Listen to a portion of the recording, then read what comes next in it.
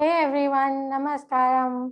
So, there is this whole talk about self-love, self-time, taking care of ourselves and all those things nowadays. So, there were two very interesting activities that I found in my recent days, and I wanted to share those. It's also, I feel so happy that I have these inputs from a lot of different sources, like amazing, very authentic kind of sources that are giving me inputs in some very sattvic and very positive life choices, life activities. And I always feel I should share it and spread it around so other people can also benefit from it the way I did.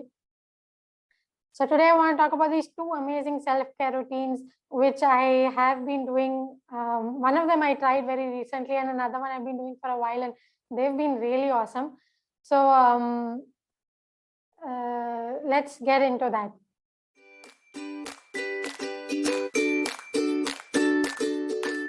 The first one is this one called Abhyanga. You may have heard of the word Abhyanga in some context. I don't know if you exactly know what it means, or maybe you haven't heard of it. So let me explain it. Abhyanga is basically this very, it's part of the Ayurvedic dinacharya. You know, in Ayurveda, you must be knowing that they put a lot of emphasis on how you spend the day, like your entire daily routine. So they put a lot of emphasis on it. There are a lot of instructions about it. What to do before, like in the morning when you've just woken up, what to do in the afternoon, what to do in the evening before sleeping, etc., etc. All of these various instructions are there, advice is there, recommendations are there. One of the aspects of dinacharya is called Abhyanga. What it means is basically you take a bit of oil and you just lather it all over the body before bathing. So it's like a pre-bath ritual where, and there are different ways people could do it because I've looked at few different sources and people suggest different methods. I learned about Abhyanga when I was doing my basic course in Ayurveda by Kaivalyadhama. Kaivalyadhama is an online course in Ayurveda. So I'll put a link in the description. So if you want, you could do that. It's a wonderful course to get your basics of Ayurveda straight. And so Abhyanga is a routine which you do pre-bath. It's basically, you just put a bit of oil all over the body and you keep it for at least 10 minutes. How much of oil really depends. Like what I've understood is you could put very little, just enough to basically cover the entire skin, or you could put it very copiously also. It really depends on our preferences. Also, it would depend on what we need as per our doshas and stuff. So one of the main reasons this oleation helps is because of Vata dosha. Vata dosha is this major dosha who affects lots of things in the body. And the main one of the properties of Vata dosha is that it's dry in nature. And one of the best ways to kind of keep it balanced is to oleate yourself. So this Abhyanga, which you oleate your entire skin, is amazing to just balance your Vata dosha out. It of course has a lot of other benefits. If you do Google search, you'll find different websites, and some websites are not reliable, but authentic also. If you identify authentic websites, even they are approaching the whole thing a little differently. They are looking at a little different benefits. But one thing is about the Vata dosha, it really helps balance our Vata dosha. And as it happened, once I did my Kaivalyadhama course, I realized that my predominant dosha is Vata dosha. And I was very quickly able to identify that almost from my entire life, from childhood, my Vata dosha has been vitiated. It has been higher than it should be. A lot of the obvious symptoms of it have been there, which none of the doctors, nobody has really been able to figure it out. But thankfully, once I did this Kaivalyadhama course, I was able to figure it out. Very obvious symptoms like dry skin, constipation, gassiness. There are a few others also. I don't entirely recall on top of my head, but I was very clearly able to spot this. So then, of course, I went and researched what do we do to balance it out in a normal day-to-day routine. And Abhyanga is one of the biggest things that is being recommended is for Vata dosha. And for everyone, it is recommended because Vata dosha plays a very important role for everyone. Even if it's not a major dosha in for your Prakriti, you could still do the Abhyanga. It will be immensely useful. What could be what could be played around with, explored, I would say, is the type of oil you use. They do say you could mildly heat the oil, but a lot of times I've done my Abhyanga, I didn't heat it at all, and it was amazingly beneficial. So coconut oil is the very nice and cooling oil. And you know, the surprising thing is that if there is a lot of vata dosha that has increased, or you basically are feeling very cold and you need to be warmer, you would go for sesame oil, which is till oil, which is considered warmer oil. But it didn't work for me, because the first thing, based on my calculation of my prakriti, I tried the sesame oil. It didn't work. It doesn't suit me. Finally, coconut oil works wonderfully. And now it's winter time. So winter time, already the body coolness is more, you know, kapha also increases, kapha dosha. So kapha dosha is very cooling also. So I thought that coconut oil is not something we should use in winter. So again, I tried the warmer oil, but it didn't work. It really doesn't suit me at all. So I just stuck to coconut oil, and that is wonderful. Even if it's winter, maybe we just keep it for a little warmer, or we kind of keep the room warm when you are doing the Abhyanga, because coconut oil is cooling, and you start feeling calm, you feel cool. It's just lovely. So Abhyanga is the first self-care tip that I would suggest to everyone. But again, just play around with it, try it out, see what works for you, try different oils out, warm the oil, don't warm the oil. Do it in a warm room, do it in a cool room, just see whatever works. Just focus on your health and see how it is impacting your system. Once I did, because I do these explorations, I very smartly went and did the Abhyanga with sarso oil, which is mustard oil. I don't know what I was thinking, but one thing that was there was because in Himachal Pradesh, they use a lot of mustard oil. And I was speaking to this uncle, and he was telling me that every day after bath, I just lather myself with mustard oil. So I thought, how could it be? How much bad could it be? Like, so I also did it, and it was not good. Trust me, it was very difficult. So, but I would still say we can play around. I mean, what is there? You know, I put that mustard oil, and for next few, I would say 2 weeks, things were very weird in the system, because it didn't suit me. And anyway, warm oils don't suit me. So even till oil is not suiting me, then mustard oil is like, I don't know from where I got that guts to do it, but I did, and okay, whatever. It's a little bit imbalanced for some time, and then you correct it. And you are wiser, because you understood what happened, and you know better for next time. So I know that warmer oils don't work for me. So again, I did coconut oil after that in one of the other weekends, and it worked good, even though it's winter and so cold. So it was a good learning for me. So Abhyanga has been amazing, especially because I always had this Vata dosha increase, and nobody told me, nobody knew, and so many things just sorted out. I tell you, once I do my Abhyanga, and then after I have a bath, and I'm just the next, I would say 8 hours, the body is in a different state. I don't want to be more flowery than it, but it's in a different level. It's not at the same level that it's normally in.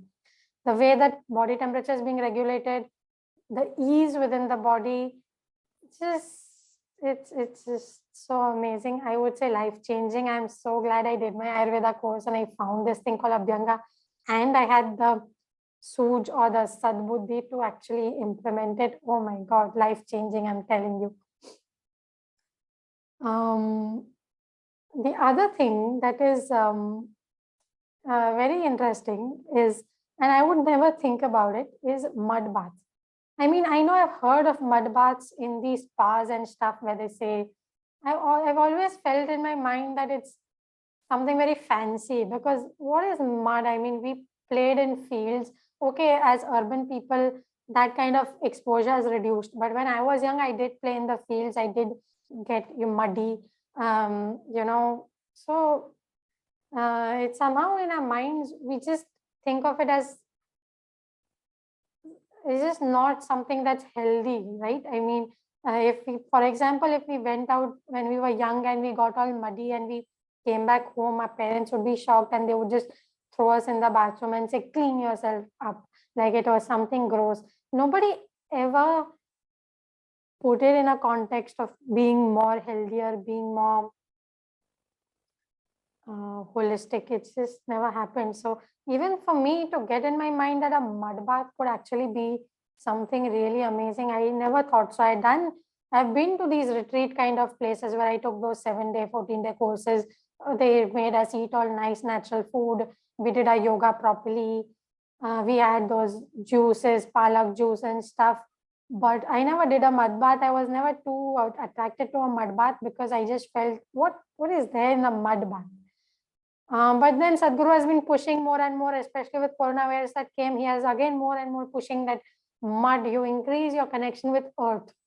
And that I understood because I love gardening and I understand about the connection to earth. I just never connected that your connection to earth could be done through mud. So yeah, it was just for me also this whole, I had to get over this thing. And then the other day I was browsing on Isha Life store because I keep buying some stuff like the Malgapuri powder is amazing.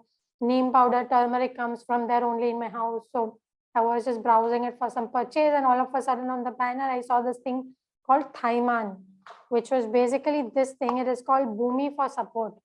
It's called Thaai Mann. It's coming out.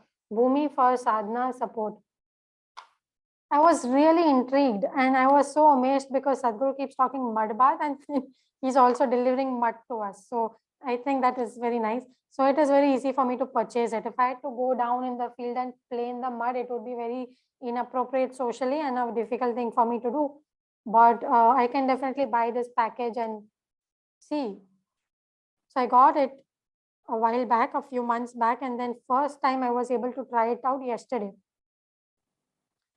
And the thought was really intriguing me because Abhyanga had just come in my life. It came into my life a year back. And after that, I've done it, but obviously not so regularly. So I was just getting used to Abhyanga. I was appreciating it. I was amazed with Abhyanga. And now I have this thing called mud bath.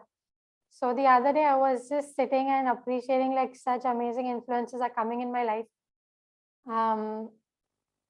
You know, and I was telling my dad because he was just thinking like, what more can we do? He has just started having bath twice a day because he said I was watching a video from Sadhguru and he mentioned you should have bath twice a day. So my dad has been having bath twice a day. So I said, okay, let me give him one more suggestion. That one more thing Sadhguru says is we should increase the connection to earth. So my dad was like, how can we do that? I mean, how do we, you know, it's like, as I was saying, it's just, how do we do it? So then I was like, oh, you could take a mud bath. And he was like, how do we take a mud bath?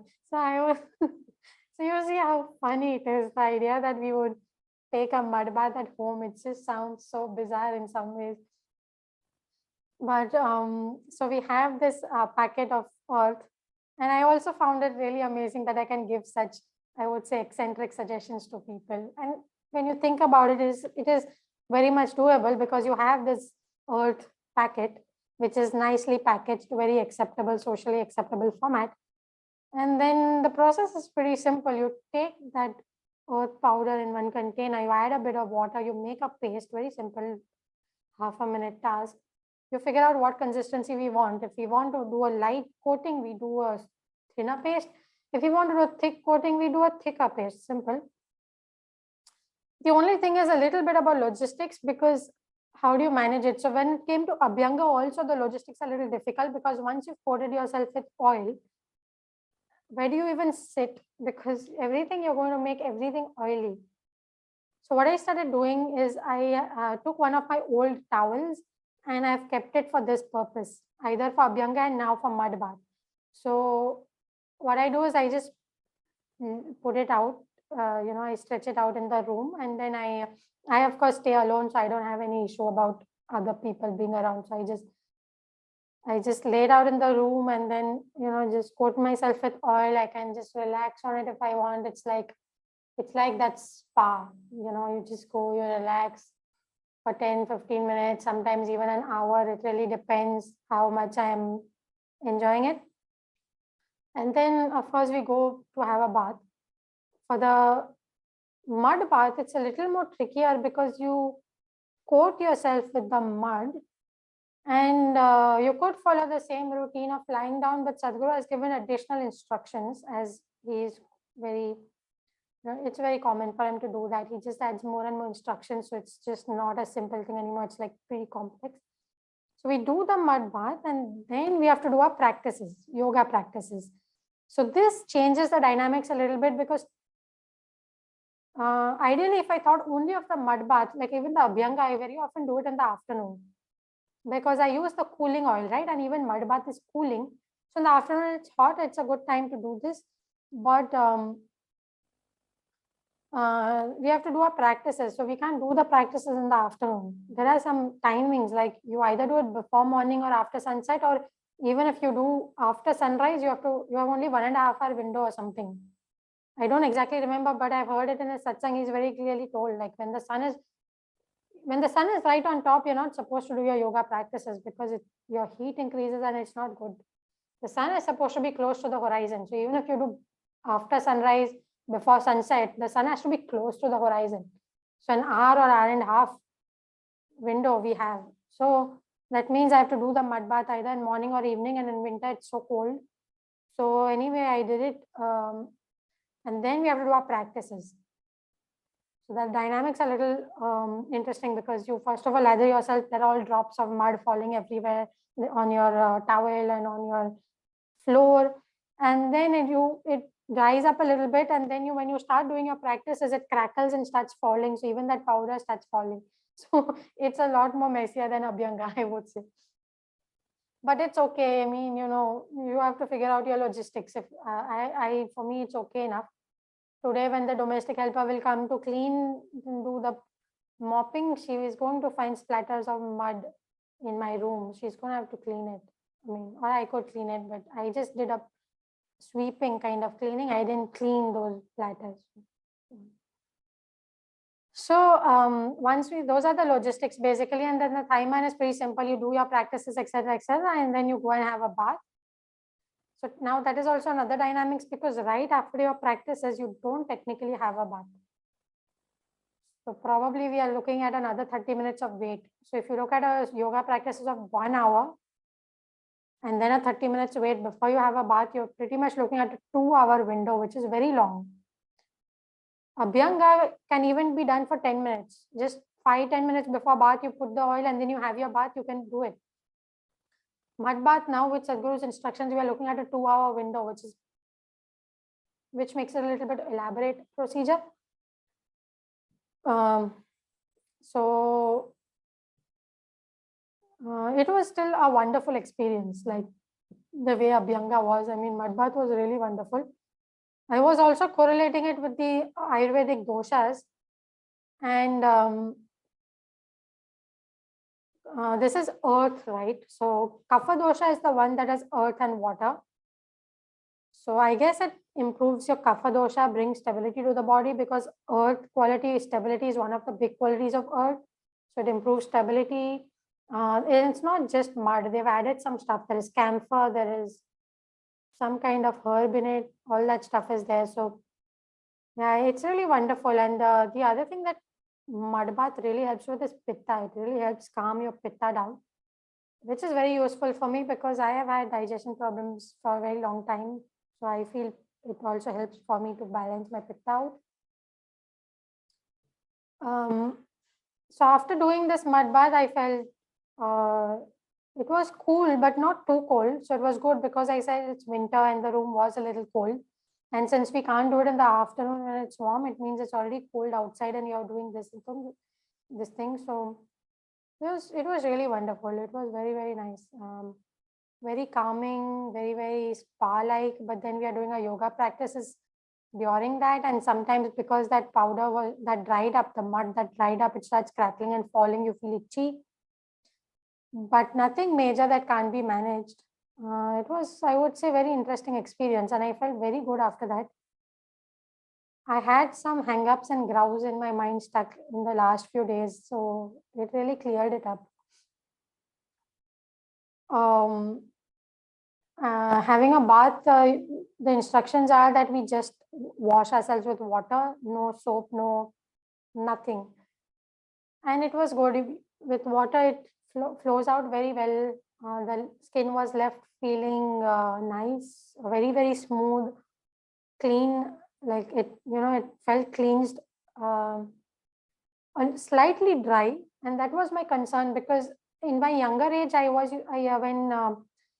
used to get a few pimples and all, we used to put multani mitti, like that's a type of mud, multani mitti, and we put that and the pimple goes away, but it also dries your skin quite a bit.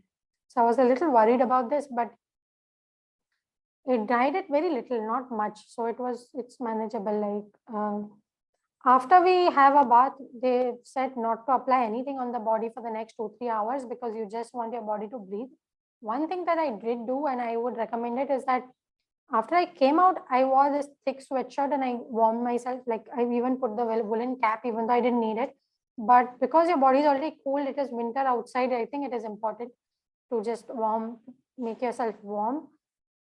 Because the thing is, see, now my understanding of Ayurveda and stuff is really basic, because I've done only a basic course. The thing is, because if it cools the body down, it is possible that the vata could increase, because vata is cold and kapha is also cold.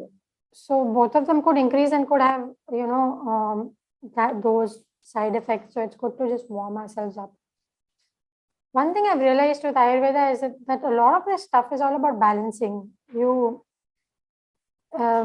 If your kapha or vata dosha is high, for example, then it's cold, so you may warm it up. But when you start doing warming things, your pitta is a warm quality, right? So the pitta may increase. So it's always about balancing, that you warm the cooler aspects, but you ensure that it doesn't get too warm, because then the warmer aspects will go imbalanced. So it's a lot about balancing. So in that sense, I think this is amazing. I am thinking in my mind that I will have an Abhyanga routine and alternate it with the mud bath routine.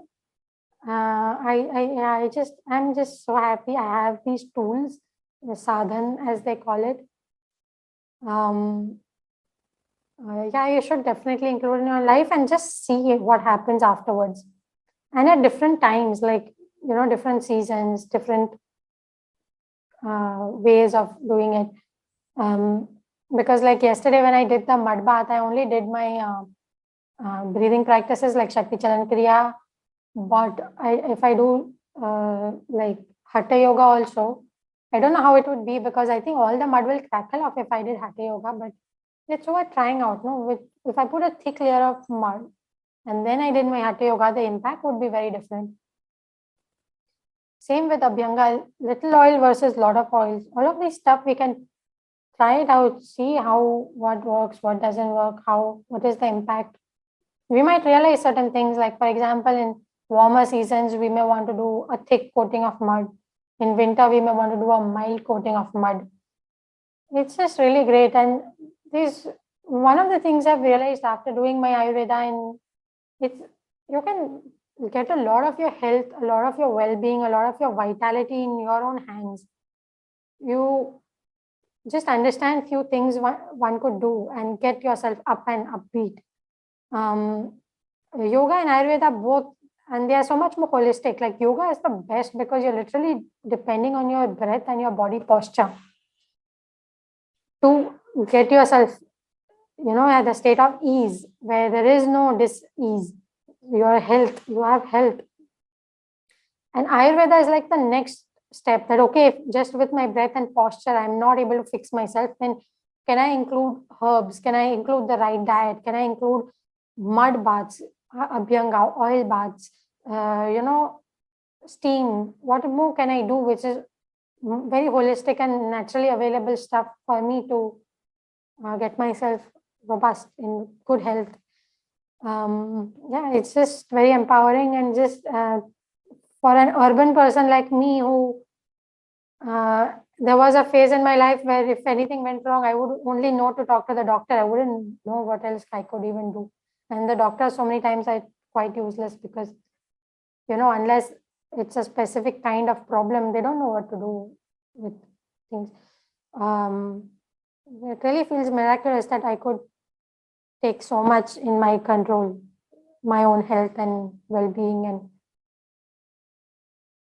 so I hope it helps you.